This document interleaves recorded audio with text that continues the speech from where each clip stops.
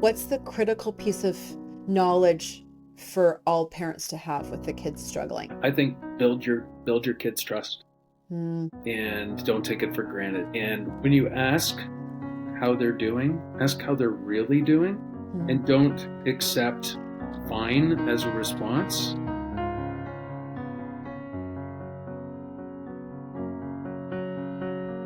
Chris Coulter, thank you so much for joining me from Ontario. Hey, Suzanne, how are you? You're out of Toronto. I'm good. How are you? I'm good, thank you. This is a meaningful conversation because you and I connected. What was that, like 2, 3 months ago that we had that nice chat on a video call, and I've been following your work. So I want to talk to you today about navigating the mental health challenges with all of our loved ones. Like for you, it was Maddie, which we're going to get into. But I just feel that there's such a gap, and I feel that you've become an expert. Well, you when you're put into a situation, you put on your survivor skills, and you learn very quickly. Yeah. So tell me about yourself. You can start with family or work. Well, there's a very distinct path without going back to my childhood. Back in 2008, I had a successful business with a partner and I, and we ended up getting decimated by the 2008 financial crisis. So we Right. hung on for a couple of years, basically burning through all the retained earnings and cash we had in the business. And ultimately, in February of 2010, decided to shut it down. And then from there, thinking, okay, that was kind of my nest egg. I had 20 years of sweat equity, and I walked away with nothing. And I was kind of disenchanted with the whole office furniture business, which was the industry I was in. And so I said, I'm going to just do a career about face. So I decided, let's change careers instead of staying in the same furniture business. So I did, and then I got separated. Went through a nasty divorce. Then I decided, okay, I'm going to start my own business up again because you know what? Going through a nasty divorce wasn't enough. So anyway, that ended up becoming a very emotionally draining time for me. And I think it also contributed significantly to the loss of my 14-year-old daughter, Maddie, to suicide. So it's been a pretty interesting last 15 years for me. This might be a hard question, and I can delete this if you want to. I've always wondered this because I hear of nasty divorces. I've got a friend, by the way, who just, I kid you not, spent $1 million on a divorce. I'm not kidding, $1 million. And reconciling that with then your kids, and it just feels so mucky and Well, challenging to yeah, put those together. I won't get into Mm-hmm. into this on here, but yeah, it's unfortunate that parents can't stay above everything else for the sake of their kids. And it gets nasty, it gets personal, it gets ugly. And no one wins except Yeah. for the person who's got the deeper pockets. Yeah. And the lawyers. Well, and the lawyers. Yeah, for Mm-hmm. sure. But anyway, it decimates families, but it ruins kids. And the big thing is because a lot of kids, it's probably the biggest. It's a lot of kids' first exposure to grief, like Mm-hmm. they haven't been taught how to grieve. So that is a big challenge. So they've got all this pent up emotion. They don't know how to deal with it. And it just unfortunately goes in a very bad place. Hey, I have seen this and I have no stone to throw. I've just observed this as a teacher, right? Would be 28 years right now teaching and watching just the deep, like cellular rage of one parent to the next with events that happen and what leads up. And that you see that in education. We see what comes in, and I've had parents that won't even meet together. And I've had other parents where they've somehow managed to, we're still in this together. That is hard. That's a whole other discussion. Such a complex issue. It's I don't funny mean to. how someone you've decided to spend the rest of your life with all of a sudden goes from the most important person to the most despised person. And it So is hard. Yeah, yeah. frightening how emotionally complex it is. And I've been able Hmm. to reconcile a lot of things in my life. It's the only thing I haven't been able to. Okay. No, I get that makes sense to me. Yeah. Reconciling that seems so hard. Okay, let's talk about Maddie. So your daughter died it was 2015, wasn't it? Yeah. April 2015. 2015. Okay. She drives you. Like I watch, she drives what you're doing now that we're going to get into after Yeah. your work with mental health. But what do you want to tell me about Maddie? Maddie she was my firstborn. She was the first girl in our family for a few generations. So she was revered as the golden child Mm, for that reason by grandparents. She was really smart. She was super funny. She had this guttural laugh that just I remember hearing something similar, and those are the little details that you don't realize that disappear. It's like her mm, laugh, and you forget the intimate laugh that she had. And I remember being stopped in my tracks by some complete stranger who had a laugh that was identical to Maddie, and it literally, my stomach went into my gut.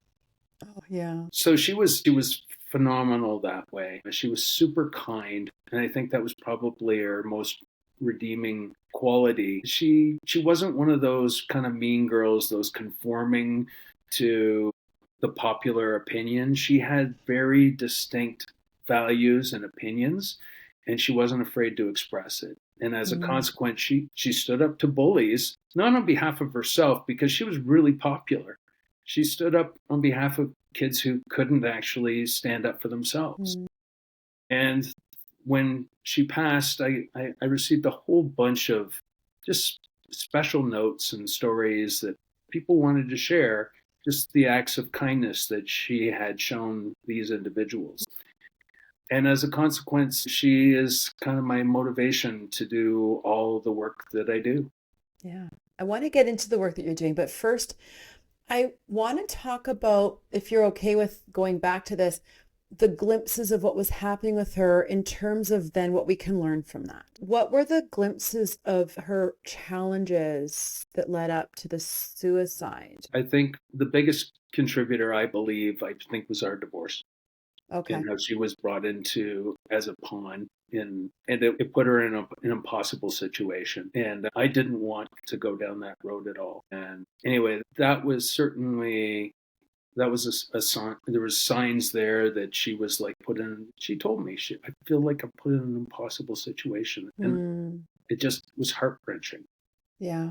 Changing schools, moving, all this stuff, it just weighs on a kid, especially if they don't Hmm. know how to process emotions, which they Hmm. don't teach, No. and not really kind of aware of what was going on at the time. I Hmm. was kind of limited in my capacity, although once I realized what was going on, I certainly stepped up and tried to figure out everything I could. She did see a therapist, and which I think was helpful to some extent, but it was just I don't know. I'm not sure when it happened. The divorce certainly impacted it. The moves, the new school. I don't know. There's a lot of contributing factors that probably never were properly processed, Mm. and it metabolized into terrible depression for her. Was okay. So it was the depression then that was the trajectory. The reason I asked this question, like I'm really wanting to be so sensitive to your past and your experience, but the reason I asked the question is I want to know then what did you need at the time, either for supports or information that you either didn't know that you need or that you wanted. We leaned on the hospital system here because that was Mm, where the only place you could go for acute care, and it's intended for acute purposes only. But because Maddie was so loved within the psychiatric unit, they let her extend her stay. Okay. First time was 10 days, and the second time was almost 2 months. Was that an acute unit or a She was in a tertiary she therapeutic was unit? in a psychiatric Okay. unit. Okay. Challenge was trying to find kind of the intermediary agencies, intermediary care after the hospitals. So there isn't a lot. There's private treatment if you've got the means, and a lot of those are in Canada. A lot of them are drug and addiction related, not necessarily depression related.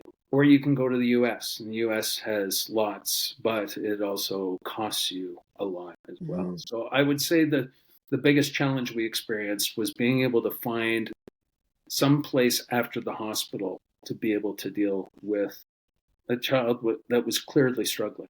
Mm-hmm. You mean in the public system that you have? In the public system, yeah. Yeah. Something that hit me like a ton of bricks, like a huge aha moment in an interview, well, a series of interviews I did in August. I interviewed a couple that lost their daughter to suicide. And then also I interviewed a dialectical behavior therapy clinician who does DBTs, kind of, as you know, the gold standard when we're dealing with suicidation. And it here's what I had never considered is that schools refer, first of all, at least counselors in BC. And by the way, our recommended ratio is 1 counselor to 250 kids.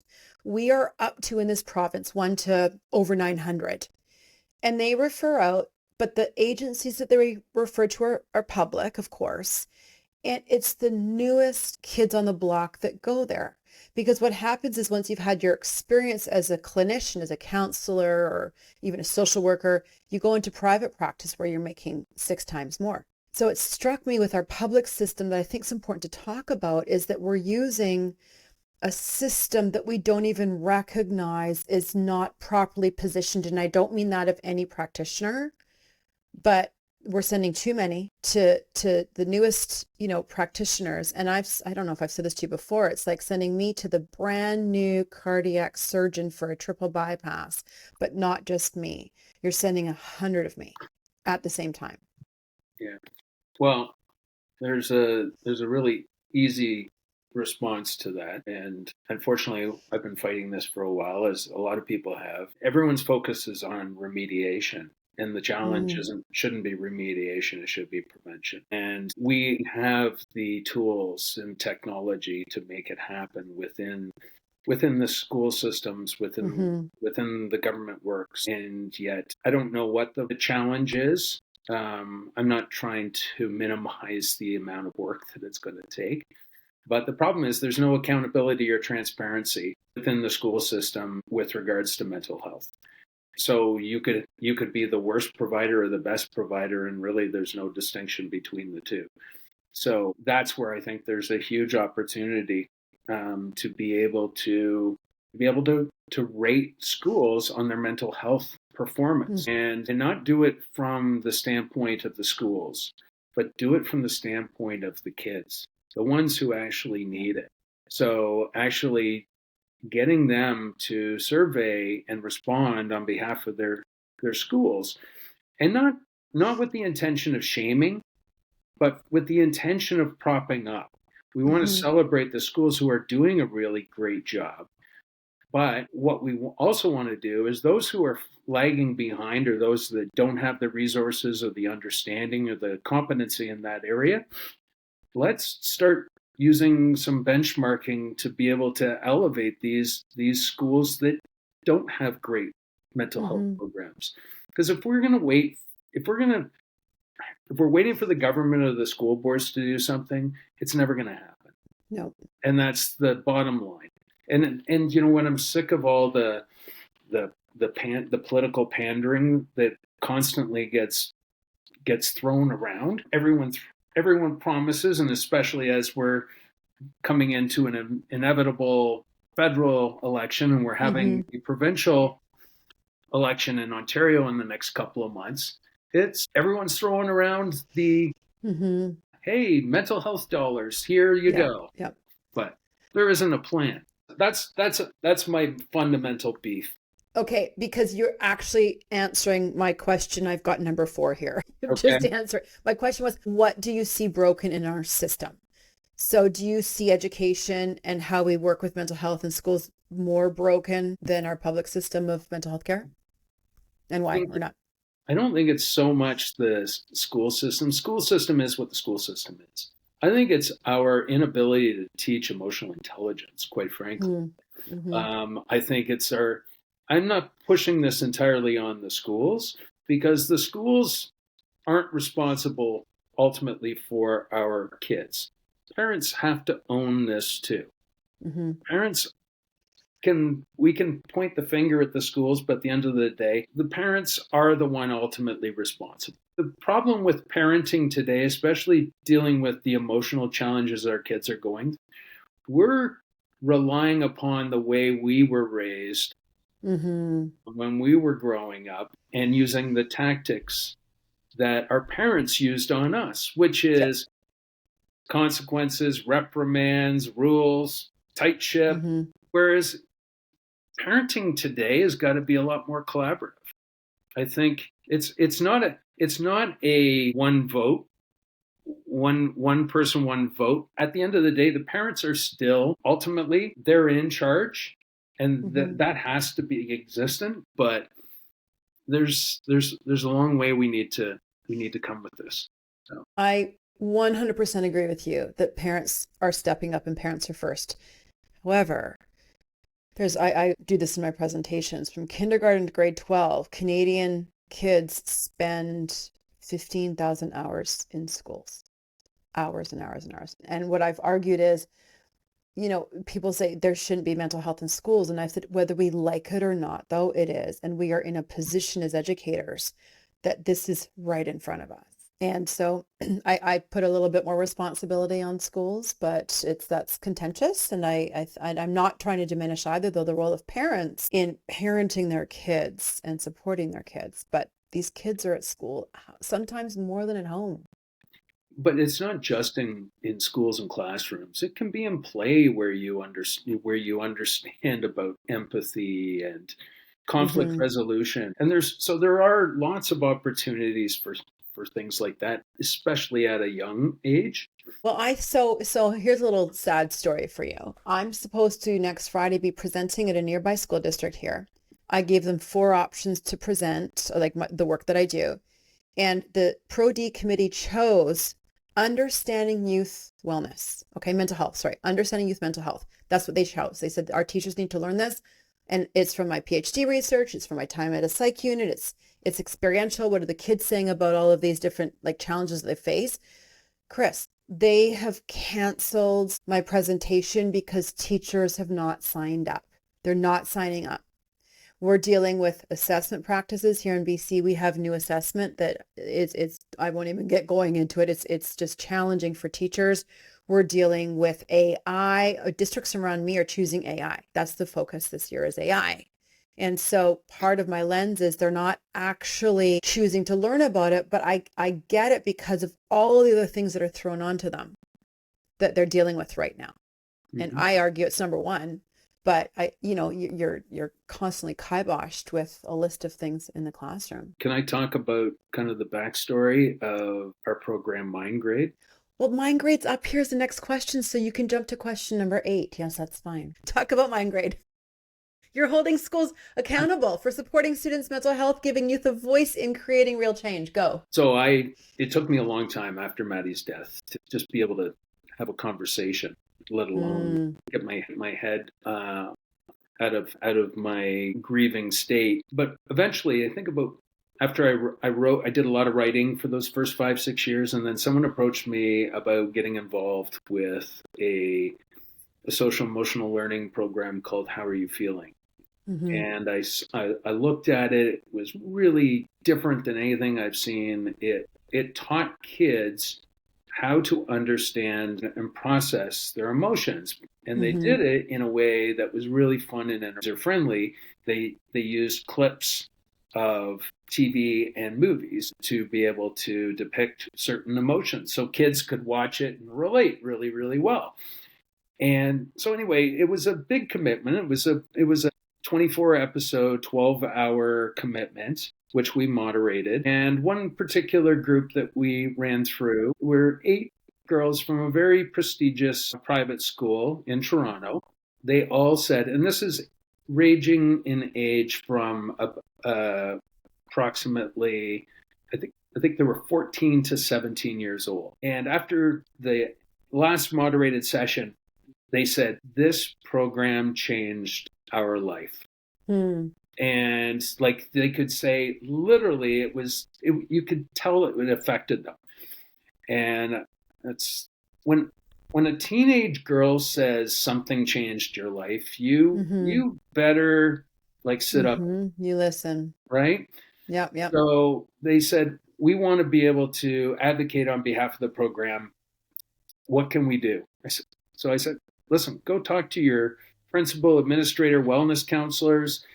Tell them what you got out of the program. Well, the interesting thing is, part of the process is we do a pre and a post survey, and 95% of the kids who participate in this said that the mental health programs that they received in school was completely inadequate.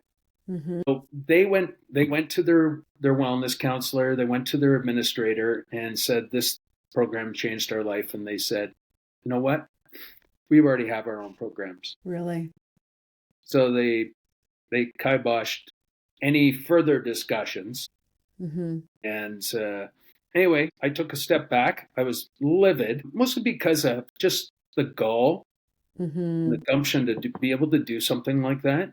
I haven't used gall or gumption in a sentence today, by the way. Good word. It's a good word. Good words, both of them. So I took a step back, and I went to my friend who owns a market research company and another friend who owns a media company. And I said, this is what I want to do. I want to start flipping the script. I want there to be better accountability and transparency on mental health programs in schools. And I want that opinion to come from the opinion of the kids. And so we're in the midst of, we're designing this and that's where my research partner is amazing. He's designing something that is going to essentially arrive at a score and taken by the kids. And so from that, we'll be able to determine whether a school is doing really, really well, needs improvement, or failing miserable. So those are that's kind of mind grade. We're starting in around Toronto, and then what we're going to do is we're going to extend it hopefully across Canada and throughout.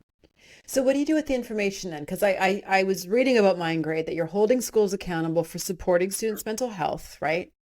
Yep. What do you do with that information? We just use it to arrive at our grade, and then we don't have it shared. But what we will do, if any of these insights we get, we'll give them like a light version of kind of the audit, what came back with regards to what are the kids saying. So areas that they feel that need to be addressed. And then what we can do is we can go and say, well, if you want to do that, here's this program here. Or we work with a bunch of educational consultants who can assist in something like this. Or I've got so many resources of different social emotional learning companies and other types of resources that can be so invaluable to these schools. That's where we want to get to. So we are going to have a grade for mental health. And I'll say mental and emotional health. Yeah. Because that's an important distinction. Because emotions aren't usually talked about in schools. Not the ones that they should be talking about. Like grief. So in my opinion, with my experience, your number one asset in all of this, your number one superpower? What's it? Parents. Parents drive it. Parents have driven everything. Parents have driven. I've seen changes in education. I started teaching in 1996, and the changes that I've seen happen, and I really feel it's because of parents demanding things from the government, or parenting styles that are actually, I believe, affecting educational practices and policy at our Ministry of Education level. And I think this is, right now, I'll tell you where I live. Guess what parents care about? Academics. I want you to go to Harvard Law. You can't go to the local university here where I live. And they're driving then the academics versus parents saying, we need a collaborative support for our kids. Collaborative. The thing is, Suzanne, it's not on a sustained basis. You can't have academic achievement without emotional awareness, emotional support. Not on a long-term basis. You can probably soldier through it for a bit, but not long term. The reason I have gone into the world of social media is I started there with educators, and I have presentations about, let me tell you what the kids say that they need for mental health and wellness. And it also helps your own wellness, but also it affects academics. Like, we know that it's researched. We know that when they're connected more to people, where they're feeling supported, understood, and cared for, that academics are better and kids learn better when they're connected to that human being.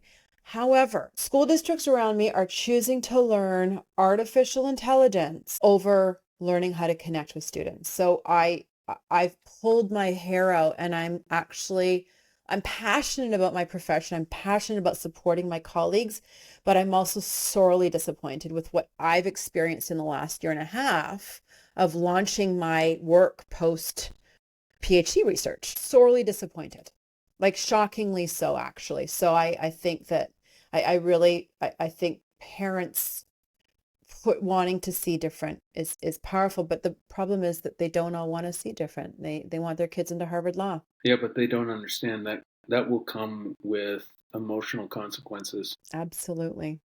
And I know. what Yeah. happens if their kid doesn't get into Harvard Law? How decimated I are know. they going to I be? know. Right? It's like these kids just they need to understand kind of all the stuff that's associated with like pushing all these emotions down. It needs a place to go. Yeah, and we know there's research out even about disconnection. Thomas Fletz at York University, and it just came out a few years ago. It's in the book Never Enough by Jennifer Wallace. Really good one, Never Enough. And he has researched and suggests that a third of our youth do not feel connected to anybody in their community.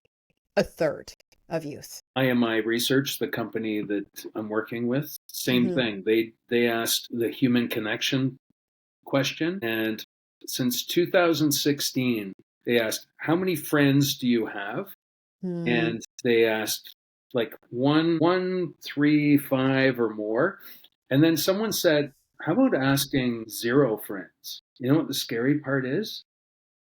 Over 30% said, and Wow. this wasn't a COVID post-COVID thing.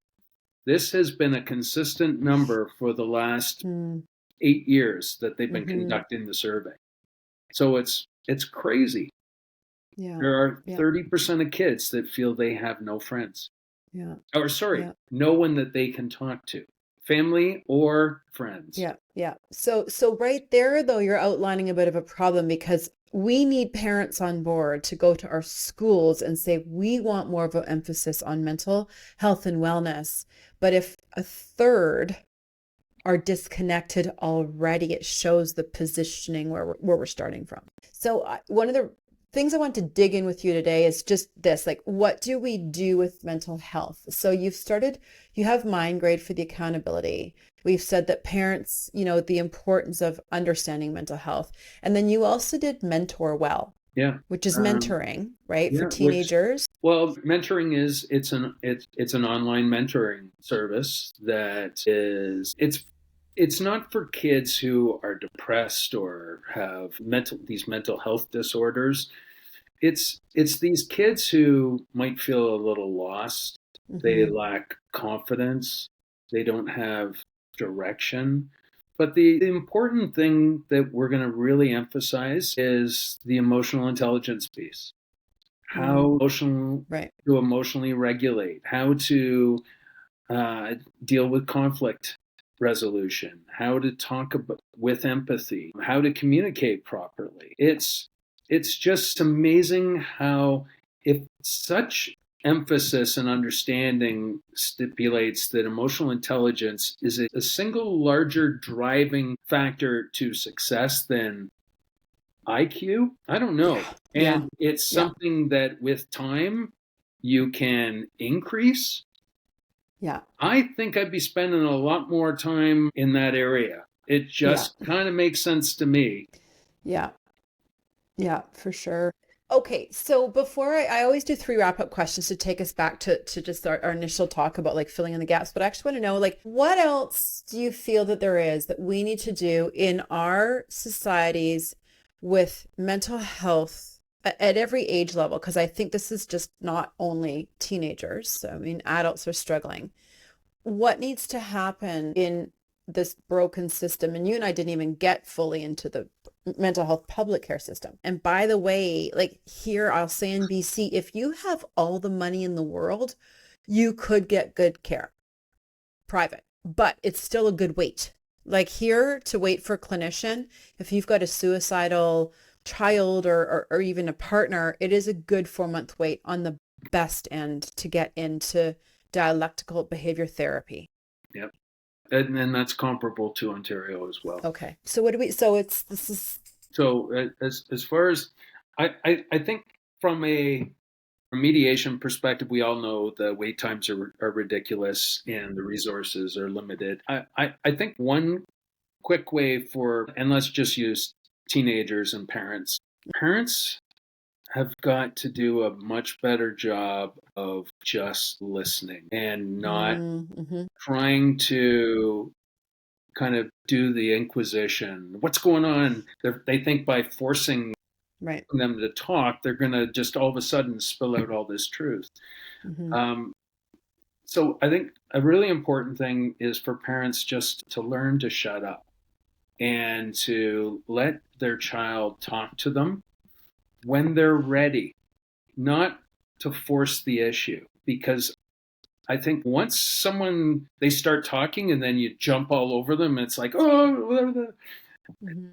I think if parents did a better job of listening and stop trying to fix and just be a little bit more compassionate and empathetic and be a more approachable and relatable, I think their kids would open up to them and they would let them in on some of these things that are really bugging them. And I know that just seems, oh, I already have a great relationship with my kid. Well, of course, everyone thinks that, but how many parents jump into fix it mode as soon as they get an opportunity? And I think that's where I felt my relationship with my kids really changed, was when I stopped trying to be in their face all the time. And then once I was able to take a step back and go, you know what, let's just have a conversation. What happens, happens. My boys really, it, we opened up and the honesty came, and the trust also has to be there.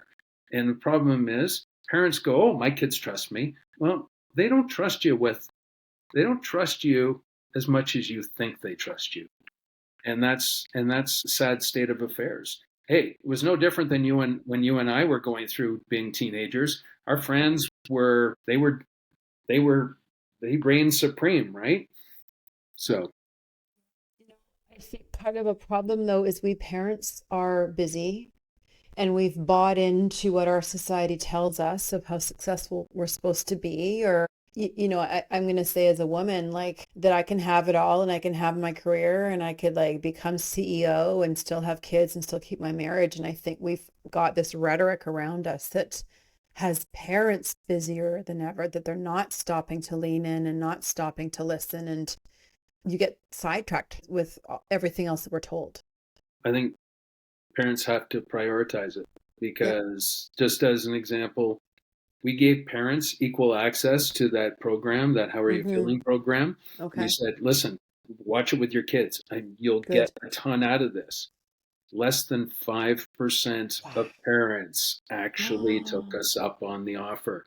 And this goes into fundamental components of emotional intelligence. And Wow. how can you talk to your kids more effectively? Mm-hmm. And they Mm-hmm. chose to not do it.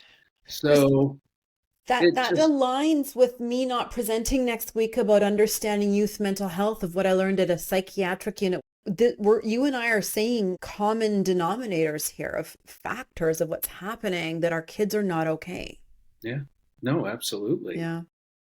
And, and, and, and the problem is parents need to do a better job of stepping up Mm-hmm. Mm-hmm. and stop saying, oh, that only happens to other families. Guess what? I said the same thing. And I think calling it is so important to call it. I'm wanting to call teachers. You need to step up to the plate and you need to learn what's going on with our kids because we've got kids that are dying. We have kids that are coming to school sliced up and down and you don't know it. And we have to call that because it's just critical. We're at a critical time, Yeah, I absolutely. think. I used to, on the psych unit, when I was talking to parents, I would say, like, what does your kid want to do? Go do it. Go to get on their level.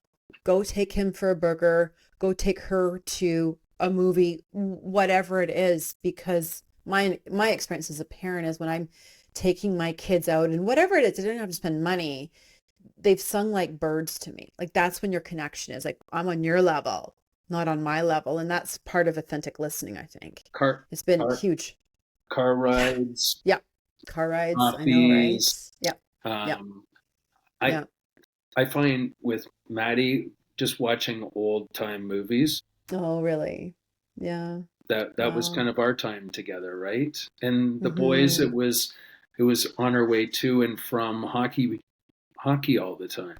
Mm. And I never made a point of never talking about hockey. It was their time to talk Right. if they wanted to. Right. So good. Yeah. Yeah. Okay. I always do 3 wrap-up questions to take us to my first goal of just what do we do with mental health in this culture when I think we're in a broken system. Here's number 1. When Maddie was struggling, and from the start of the struggling to the end of the struggling, what is the single piece of information that you needed most? Like obviously looking back now, single piece of information.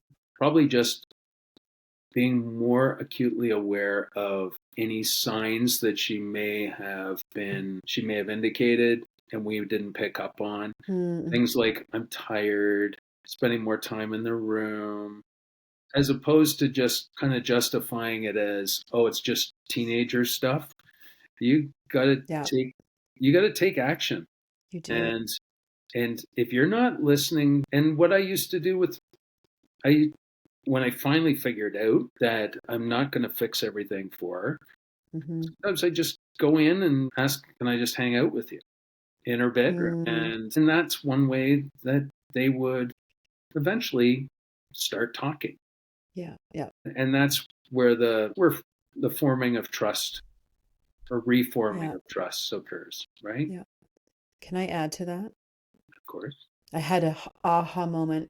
Well, it was the same interview I've referred to. It's a podcast interview with David and Laura Donovan. And on it, I said, what was the start of this for their daughter, Felicity? And he said she was in her room a lot. But he said, but I was in my room when I was young. We all did. I hibernated. I was fine. And together it was like, oh, right. This was 2024. And back, I was like 1980s, a teenager, and you were just in your room and you were just in your room.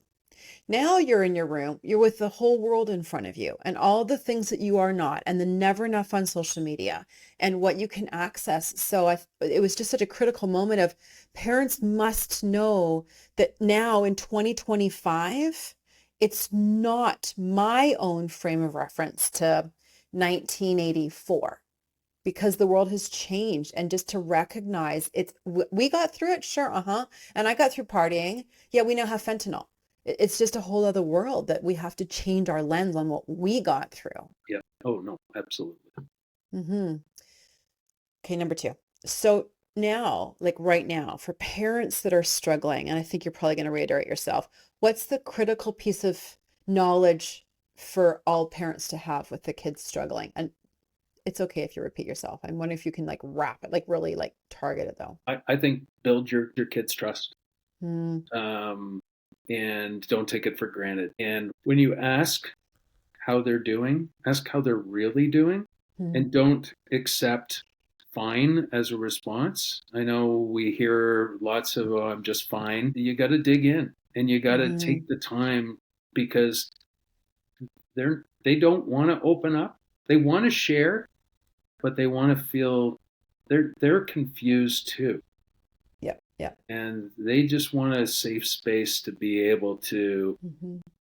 say something without knowing that you're going to jump down their throat. Yeah. You know what? They also want to be pursued. They don't say it. This came out in my research, shockingly. Like they want us to pursue them in terms of maybe like, I'd love just to hang out with you, or can I just sit with you? Or just like pushing a little, like not just like what you said. It's not just the fine. Don't accept the fine, but in whatever best way it is, like push a little bit more because we're pursuing our own children and their wellness. That we're leaning in. So, okay, last question, Chris Coulter. For parents and everyone struggling with loved ones that are having mental health challenges, where is the hope? And where is the most empowering piece of knowledge that brings hope? I think there are a lot of impassioned parents and a lot of impassioned charities. I think there's a lot of Mm-hmm. impassioned people who recognize that we're in a crisis right now, Mm-hmm. and we can't wait around for the government or the school No. boards to address it. It's got to be individuals like you and I, and we've got to rally people who are also equally passionate. And I think we're getting there, but it's a little more challenging to mobilize. Mm-hmm. I'm seeing I'm seeing a lot of positive signs that I haven't seen Mm-hmm. for a while. Okay. And you know what? Maybe this is this rallying nationalism or whatever it is. It just kind of has this different vibe right now than it has. And You yeah, know what there's I'm a lot of seeing? uncertainty and there's a lot of shit in the world, but at the same Yeah, yeah, time, yeah. you know what? I so go ahead. You're a part of a very awful club of people that have been impassioned because of the loss of a loved one and a child, that you're doing things with it. It's a gross club to be in, but you are changing things. Yeah, it's affectionately referred to as the fucking awful club. Is that what it is? Okay, Yeah, that makes sense. yeah, Yeah, okay. That sounds it. Yeah. No, and I think too, like I know that we have so much aware, like it's just a connection. Like my kids that's like you, and I had hundreds of kids. I was there for 5.5 years. The common denominator was a lack of connection. Common denominator. So the hope is it's actually not that hard. Like, connecting mhm. with your kids and leaning in and authentically listening and you know, yeah, and accessing things that we can access for support. That's the hope. Yeah. And here's the reality: most of the kids make it through the teenage years. There's Right. just Yeah. an isolated number, although it's an alarming number. Yeah. Yeah. And once you get through them, and your kid kind of finds this path, this confidence, this swagger, Mm-hmm. then it kind of changes for them, right? And that fortunately I'm at that place right now with my eldest son, and my youngest son eventually will get there as well. Mm-hmm. But you know what? It's hard to imagine what we went through almost 10 years ago with Maddie, Mm-hmm. and where the boys are now relative to where they could have gone. Well, from a parent to another, it's just wrong that you and I are on this stage together, like that I'm interviewing you about the experience that you've been through.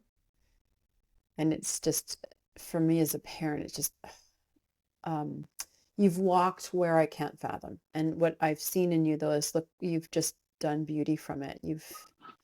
What you're doing to help bring that hope and support is enormous. It's Maddie is my guiding light, so Yeah. So where can people find you online? they can find me on LinkedIn. They can the Finish Line Group is the name of my business. I'm in the midst of totally reworking the direction of it to tie in with my other projects. I'd probably say that the Finish Line Group, there's opportunities to be able to reach out if you want to connect with me. And I'm happy to help direct, guide, so another family doesn't experience the loss that our family's going through. Put that in show notes. And thank you, Chris, so much for your time. Thanks, Suzanne. Thank you. Thanks for listening. Now, you can subscribe to this channel and click like on the little link below and share this with somebody that needs to learn more about how we support mental health when our system is not doing what it needs to do. Stay tuned for next time.